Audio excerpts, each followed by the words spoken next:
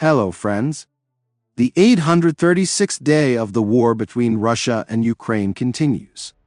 In the Kharkiv direction, near the village of Lyptsi, Ukrainian forces launched a counterattack, reaching the southwestern outskirts of the village of Hlyboke. The counterattack of Ukrainian forces in Hlyboke indicates the ongoing attempts of our troops to regain lost territories in the Kharkiv direction.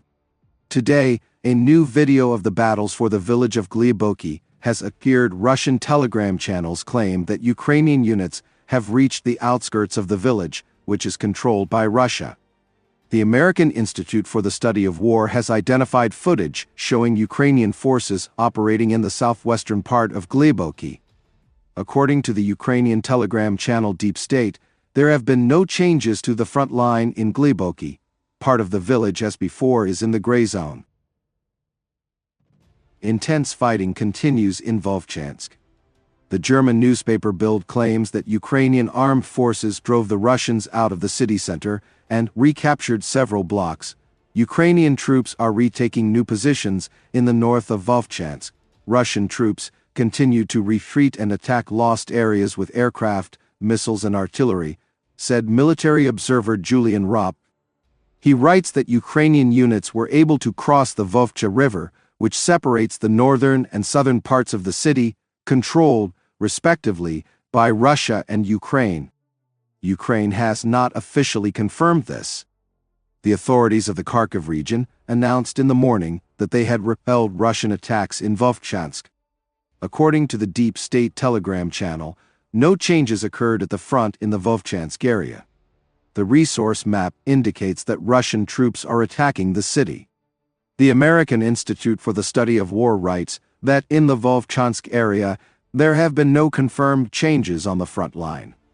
Russian telegram channels also write about Russian attacks in Vovchansk and claim that the Russians are storming an aggregation plant there, a major defense point of the Ukrainian armed forces. Also today, the Center for National Resistance, part of the Ukrainian Special Operations Forces, announced that the Russians are transferring part of their forces from the Kherson direction to the north of the Kharkiv region. He writes that drone operators are also sent on business trips. In addition, the Russians have increased the number of members of the Margilov Volunteer Battalion, which is recruited from residents of the occupied areas of the Kherson region. Heavy fighting continues in the Bakhmut direction in the Chasiv Yar area. Enemy troops, after lengthy battles, were able to advance in the area of the Canal micro-district. According to information from various sources, Russian troops managed to capture several buildings, including a 5-story building on Zelina Street.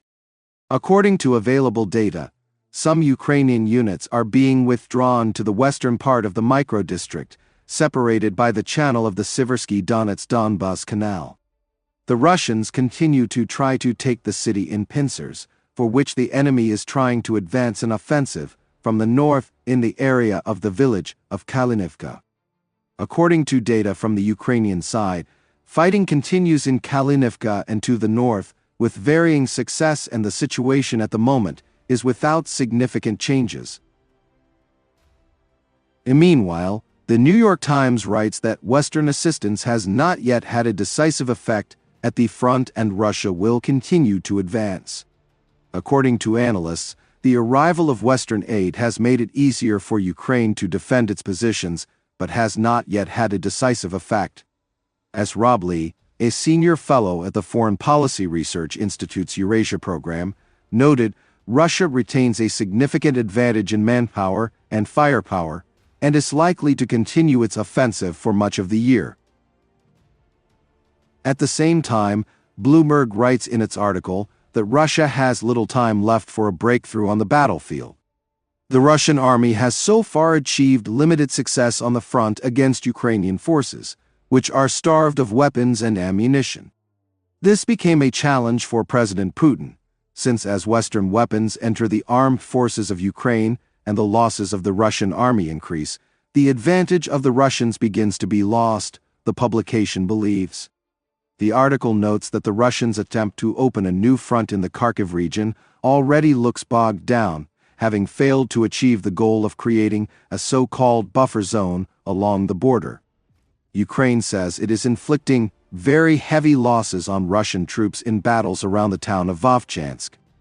Russia has also made little progress in the Donetsk region after capturing strategic Avdiivka, and has been trying to capture another key settlement in the region, Chasiv Yar, for several weeks.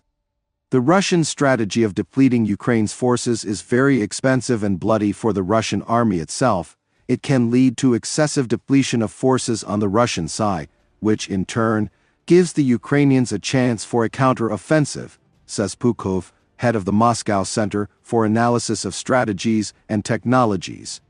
Journalists recall that Putin insists that his military goals are unchanged and that Russia will fight as long as it takes to win in Ukraine. At the same time, Ukraine and Western allies face the challenge of maintaining the ability to resist in a war that has largely reached a stalemate, Bloomberg said. With the arrival of weapons from the United States, Putin has to deal with changing attitudes from Ukraine's allies, who are loosening restrictions on striking Russian territory. Russia's prospects of victory this year have been significantly diminished by the resumption of arms and aid supplies. Russia may have the largest number of soldiers, but many of its top-notch armored vehicles have been destroyed, and it will take years to restore the army to 2022 levels, the senior said Ben Barry, land warfare fellow at the International Institute for Strategic Studies. Of course, both sides face enormous problems, especially in the issue of replacing dead and wounded military personnel. Zelensky signed a new law on mobilization, which lowers the conscription age, although the problem with personnel remains relevant for the Ukrainian army, the publication says. Indeed, one possible scenario for the development of events at the front could be the depletion of the Russian army, which could allow the Ukrainian armed forces to then go on the offensive. That is, the situation in 2022 will repeat when the Russian army actively attacked in the first half of the year. Then, in July-August, due to heavy losses, its offensive stalled, while the Russian authorities did not announce mobilization, relying on the influx of volunteers, after which the Ukrainian army went on the offensive, liberating a significant part of the Kharkiv and Kherson regions. This offensive was stopped by the Russians due to the partial mobilization announced after the start of the offensive of the Ukrainian armed forces in the fall of 2022. However, this scenario can only be realized if Russia's reserves are close to exhaustion, which is not a fact, and if the Ukrainian armed forces are able to solve problems with army replenishment. Both are currently unknown parameters. It also seems unlikely that the Kremlin will now make the same mistake it made 2 years ago by delaying mobilization. If the command of the Russian army sees that the balance of power at the front is shifting in favor of the armed forces of Ukraine, most likely, a new wave of mobilization will be immediately announced in Russia, during which hundreds of thousands of people could be drafted, ensuring that the Russian army maintains its superiority in numbers.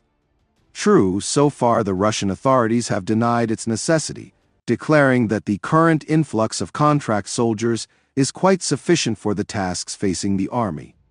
The extent to which such an assessment is adequate to the real state of affairs will become clear, perhaps in the coming months.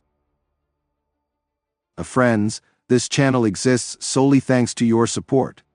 If you have the opportunity and desire to support the channel, I will be very grateful to you. Thank you very much and see you in the next video.